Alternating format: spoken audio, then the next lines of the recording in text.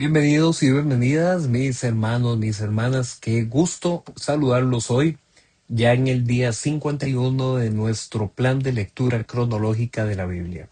Y hemos venido leyendo esta semana unos capítulos bien complejos, muy interesantes del libro de Números, porque en la sección de ayer estuvimos viendo esta rebelión de Coré. ¿Recuerdan? Coré era este líder que quiso oponerse a Moisés y oponerse a Aarón y usurpar su liderazgo. Y no lo hizo solo, se buscó un grupo de líderes rubenitas, es decir, descendientes de la tribu de Rubén, y habían 250 seguidores más que estaban a favor de Coré y que querían seguirlo en su rebelión. ¿Qué pasó? La tierra se abrió y se tragó a estos líderes de la rebelión, y también el fuego de la presencia de Dios consumió a esos 250 seguidores que apoyaban la rebelión. Producto de eso, el pueblo quedó con temor, y ya nadie ni siquiera quería acercarse al tabernáculo porque pensaban que cualquiera iba a morir. Por eso se introduce en este capítulo de Números 18 una ratificación de cuáles eran las funciones que tenían los sacerdotes y cuáles las funciones de los levitas y también los privilegios que iban a tener los sacerdotes. Y tenía una intención clara la historia en este capítulo, que el pueblo volviera a reconocer que por medio de los sacerdotes y por medio de los levitas y el servicio que ellos iban a hacer directamente en el tabernáculo, ellos sí podían seguir acercándose al tabernáculo, no tenían que alejarse. El tabernáculo era un encuentro de reunión para adorar a Dios, no tenían que alejarse, tenían que acercarse, pero al acercarse tenían que hacerlo por medio de este grupo de servidores, los levitas, y presentar las ofrendas por medio de los sacerdotes. Así es que en este capítulo de Números 18 se vuelve a explicar cuáles son los diferentes oficios que los levitas podían llevar a cabo en el tabernáculo y cuáles los oficios que solo los sacerdotes podían desarrollar para las ofrendas. Y también tenían el privilegio de que los sacerdotes podían comer algunas partes de los animales que eran presentados en sacrificio de holocausto. Acá también se detallan cuáles son esas partes de los alimentos de los animales que ellos pueden comer. Y se vuelve a recordar algo muy especial para los levitas, de que ellos no tendrán porción de tierra en Canaán, porque Dios mismo es su porción, Dios mismo es su herencia. Sí, los levitas y los sacerdotes no iban a tener una tierra para ellos en posesión, pero iban a tener lo más grande, que Dios iba a ser su propia herencia. Y entonces, como no iban a tener tierra, no iban a tener cómo producir y cómo generar, todos los otros israelitas para la manutención de los levitas tenían entonces que presentar los diezmos de los productos de su tierra. Entonces tenían que presentar los diezmos de el fruto de la tierra y los diezmos de los ganados. ¿Qué hacían con eso? Que repito, no era dinero, eran frutas, vegetales, cultivos, el fruto de la tierra, y eran ganado, eran los animales. Ese diezmo, el 10% de todo lo que los demás producían, se entregaba a los levitas, porque los levitas necesitaban tener alimento. Los levitas iban a servir en el tabernáculo, entonces ellos tenían que recibir esa compensación, digamos, ese pago por su trabajo y su servicio, y como ellos no tenían tierra para trabajar, entonces los demás miembros de las tribus los alimentaban. Ese era el propósito de el diezmo que iban a recibir los levitas. En Números capítulo 19 se presenta el caso de cómo lograr purificarse si es que alguien se ha vuelto impuro a causa de haber tocado un cuerpo muerto. Y entonces el ritual de la purificación era por medio justamente de las aguas de purificación, pero estas aguas no eran cualquiera, sino que tenían que tomar primero una vaca de pelo rojizo.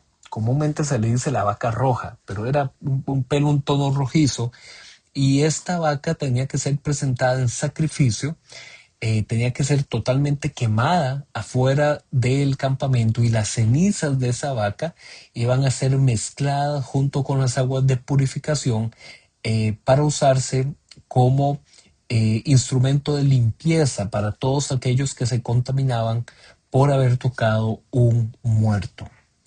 El agua y la ceniza de la vaca se mezclaban y se rociaban con un hisopo, y tenían que hacer esta purificación durante toda una semana. Y ahora entramos en Números capítulo 20, a uno de los capítulos más importantes, no solo del libro de Números, de todo el Pentateuco y en general de todo el Antiguo Testamento. Este capítulo 20 de Números es sumamente importante. ¿Por qué? Porque ya aquí es donde se marca el cumplimiento de los 40 años de deambular marchando en el desierto. Es interesante que el libro no lo indica de forma directa, no hay un versículo que diga, ya aquí habían pasado 38 años más los dos anteriores que tenían en el Sinaí para completar los 40 años en el desierto. Sí, es verdad, no lo dice de esa forma, pero en Números capítulo 20 nos vamos a encontrar que es la muerte de Aarón, el sumo sacerdote, el hermano de Moisés. Va a morir al final de este capítulo. Y más adelante en el libro de Números, en el capítulo 33, se nos va a indicar que en la muerte de Aarón es donde se dio ya el año número 40. Entonces por eso es que podemos deducir de que aquí en Números 20 ya habían transcurrido 38 años. La grandísima mayoría de aquella primera generación que había salido de Egipto ya aquí habían muerto. Y por lo tanto, la muerte de Aarón y también la muerte de Miriam, que también se indica a principios de, de este capítulo, simbolizaba con la muerte de Miriam y con la muerte de Aarón el cierre de esa generación, de esa primera generación, y el crecimiento que ya durante tantos años se había tenido de los niños que habían salido y también de los otros niños que habían ido naciendo durante todos esos 38 años en el desierto, de tal modo que ahora había una nueva generación. ¿Y qué creen que hizo esta nueva generación? Volvió a quejarse por la falta de agua, así como lo habíamos visto varias veces en Éxodo y en Levítico. Esta nueva generación volvió a quejarse de que no había agua, y se lo reclamaban directamente a Moisés. Si nosotros nos situamos a nivel narrativo, esta generación joven se estaba quejando a un Moisés sumamente anciano, que se le calculan unos 120 años de acuerdo a la narración. Entonces ven qué interesante, ¿eh? Todo este grupo de hombres jóvenes, fuertes, que se sienten abrumados por la falta de agua, le reclaman a este líder anciano, a este líder ya envejecido. Y le decían que solo los habían sacado al desierto a morir. Entonces Dios le ordena a Moisés y a Aarón que tomen la vara. Posiblemente era la vara que en capítulos anteriores le había reverdecido, que le había floreado, que le había retoñado a Aarón, y que era símbolo del sacerdocio en Aarón. Esa es una posibilidad. La otra posibilidad es que sea la misma vara que Moisés y Aarón habían utilizado para hacer señales en las plagas de Egipto en el libro de Éxodo.